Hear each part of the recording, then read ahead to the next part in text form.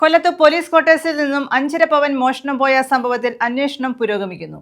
Forensic വിഭാഗവും dog സ്ക്വാഡും പരിശോധന നടത്തി.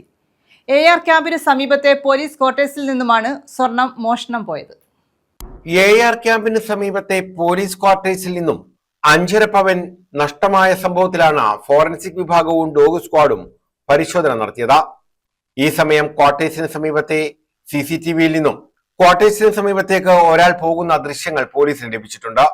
ഇതേസമയം പരാതിയുടെ ആധികാരികതയെക്കുറിച്ചും പോലീസ് അന്വേഷണം ആരംഭിച്ചു. ഇരുവരുടെയും മൊഴി രേഖപ്പെടുത്തി.